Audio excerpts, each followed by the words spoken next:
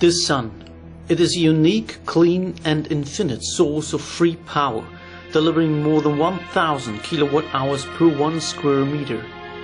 1,000 kilowatt-hours is the amount of energy found in 100 liters of heating oil. Wouldn't it be wonderful if we could use the energy from the sun? Solar energy, wind power and water energy are forms of very clean energy generation that can be converted to, for example, light. Photovoltaic systems use solar cells to convert solar energy into electrical energy. Solar cells are usually made of silicon, that is a semiconductor material, which means that it can conduct electricity under some conditions but not others. When looking at the periodic table, we see that silicon is part of group 14 and is situated between aluminum and phosphorus. That being the case, a silicon atom has 2 electrons in its first shell. It has 8 electrons in the second shell, but it has only 4 electrons in its outer shell. The outermost electrons are called valence electrons and are of utmost importance because all silicon atoms consist of not more than 4 valence electrons. However, all of the silicon atoms will form bonds by sharing electrons to achieve a full outer shell with 8 electrons, which makes them very stable. In order to disturb the stable state, doping atoms are purposely inserted into the silicon. When boron is combined with silicon, free holes will be created because boron has only 3 electrons in its outer level. With 5 valence electrons, phosphorus creates additional free electrons. And that's where the magic happens.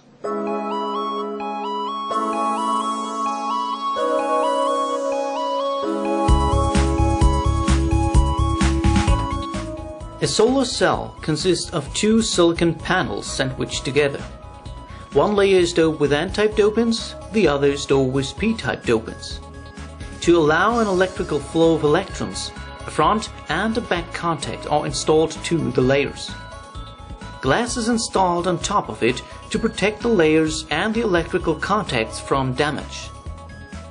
Now it's time to take a closer look at the area between both layers. In the N-doped semiconductor, there is an axis of electrons. In the P-doped semiconductor, we observe positively charged electron holes. The electrons in one layer will find their corresponding free holes in the other layer.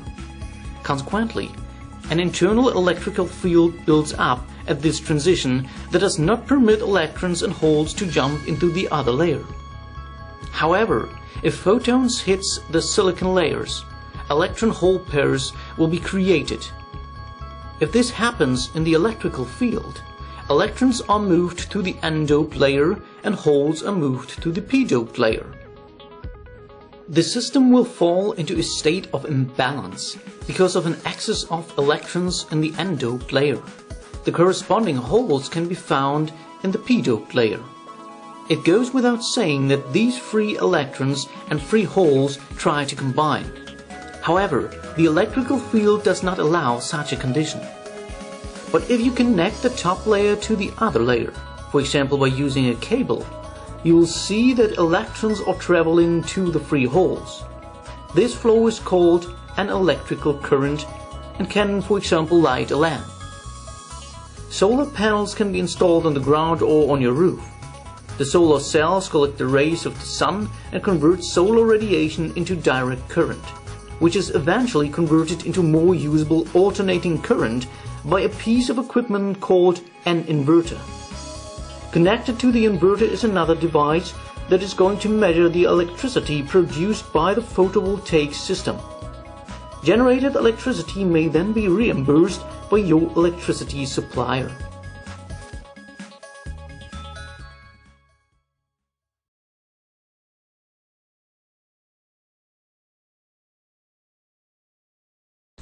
I'm building a portable solar power supply to use on my boat, so I thought I'd make a quick video showing how it's done. This kind of setup can be used for camping, motorhomes, boats, or if you scale it up, can be used as an alternative power supply for living off the grid. I got all the parts I need from eBay for around $200, and I'll be using an old car battery to store the power from the solar panel. A 40 watt 12 volt solar panel should be all I need to power my fish finder, GPS, lights, radio, water pump and a few 240 volt appliances. If I was running a refrigerator I'd need at least 100 watts. The power inverter converts 12 volt DC from the car battery into 240 volt AC or 110 AC if you live in the States. This one is rated to 1500 watts. It came with these alligator leads to connect directly to the battery, but I'll be adding a 100 amp circuit breaker to give it some overload protection. This is the brain of the system, a 30 amp charge controller. You connect the solar panel and battery to it and it charges the battery to the correct voltage. When the battery is fully charged, it will either disconnect from the solar panel or direct excess power to the load output, which you can use to heat water, charge another battery, run a 12 volt appliance or control a 12 volt relay connected to the inverter to run AC appliances. Being 30 amps means I can add more solar panels as needed.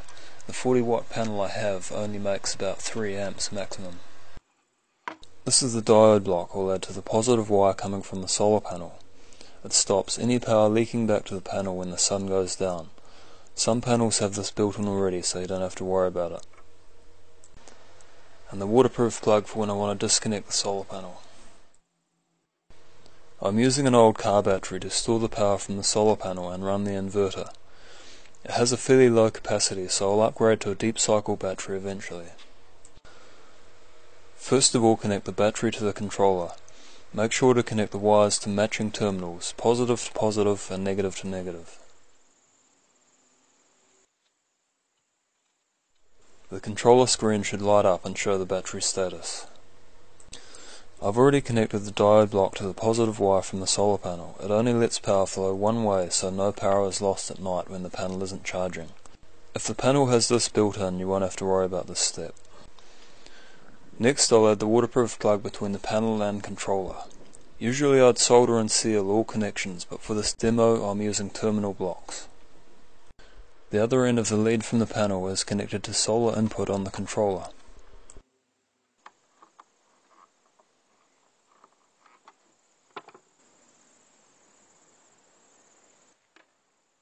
Now I'll plug in the solar panel, face it towards the sun, and it should start charging.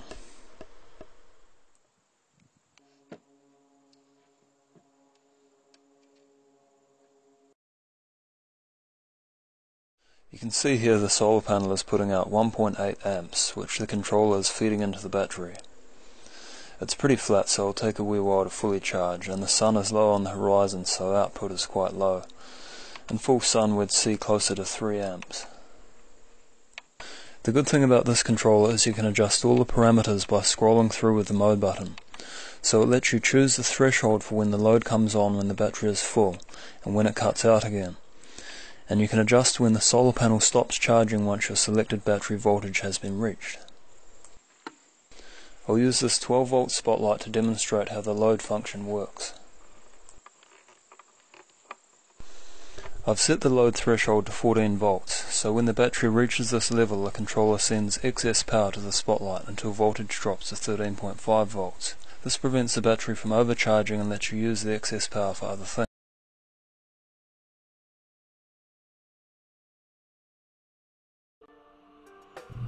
This test was executed using a 45 watt PowerFilm amorphous silicon panel as seen on the right and an 80 watt crystalline panel as seen on the left. This test will show the detrimental effects that shading will have on a panel output, along with the panel not being at the optimal angle to the sun. It is important to know that the industry standard used for solar wattage is the instantaneous intensity of the sun at the equator. As you move away from the equator, the angle of the sun changes. This requires the panels to be angled toward the sun to capture its full intensity. This test was done in a region where the angle of the sun is 42 degrees, though the panels remain flat to simulate real-world use. Both panels were tested for approximately 7 hours and 25 minutes. Data was taken once per second and compiled to give a power output reading for each panel. Let's watch and see the results.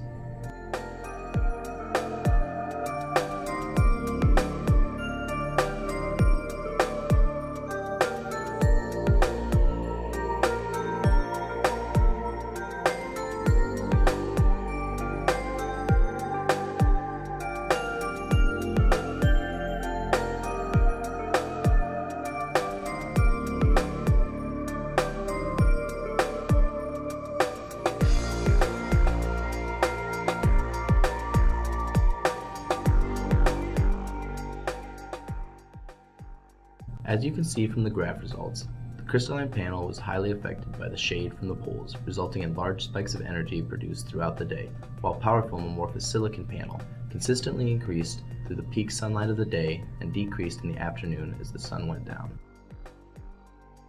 The results show that the amorphous silicon panel is making more power or watt hours in a day, even though its specified instantaneous wattage is almost half of the crystalline panel.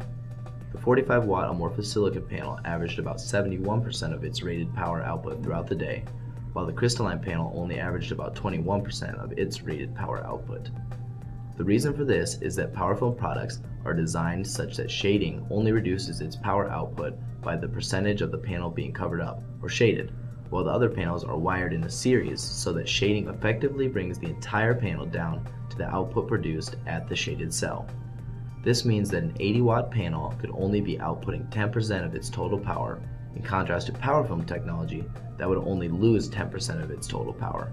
Combining this with the fact that the panels are not angled toward the sun is the reason that you get more overall power throughout the day with a lower wattage panel. While the close proximity of the shadowing post is the severe case, with a shadow on some part of the module for an extended period of the day, it shows how devastating shadowing of only a small section can be for a series-connected crystalline panel.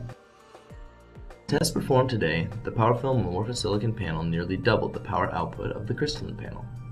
This is only one of the many benefits that choosing PowerFilm over its competitors can provide. PowerFilm's panels are lightweight, in this case under 10 pounds, allowing for easy installations and portability, while still maintaining ultra durability. An increased and constant power supply can allow your golf car to run longer and go further than ever before by providing a healthier and extended battery life, while also being environmentally friendly and creating a smaller carbon footprint. Needing less power to charge your golf car could save you money by reducing energy costs up to 20%. Combining these attributes is beneficial to everyone from the golfer, recreational cart user, all the way to Mother Nature. Thank you for watching, and don't forget to keep the power on with PowerFilm.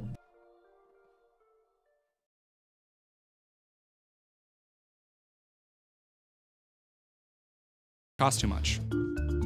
In the 1970s, scientists discovered that you can trap the sun's energy in glass or plastic using special colored dyes that absorb light rays and direct them to the edges of a glass plate, where attached solar cells can convert the light's energy into electricity, in this case, to power a small fan. Imagine if all the glass in your home could be a power source, just like this glass plate.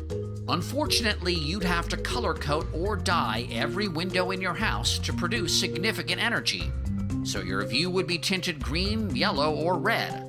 Dr. Lunt's challenge was to develop a dye for glass that could absorb a lot of light and still let you see outside. In other words, a clear dye. This required some crazy chemical engineering. I heard that you and your students designed new molecules for your clear solar panels. How do you even do that? So you rely on inspiration from nature, and you take molecules that we have found, and we try to make them do something new and exploit those properties to make a new kind of application, a new kind of solar cell. After 2 years of experimentation, Dr. Lunt and his team have discovered a formula for creating a clear, light energy absorbing dye. As of now, a glass plate painted with Dr. Lunt's clear dye absorbs about 20% of the light that hits it. Do you envision a future where glass buildings power themselves? Absolutely. Even with the metrics that we are able to achieve today, this looks like a very good energy savings, saving some buildings as much as 10 to 50% of their energy consumption. It won't be the only solution, but we see it as being a very important solution. Thanks, Richard. I think we all look forward to homes that come with power windows as standard equipment.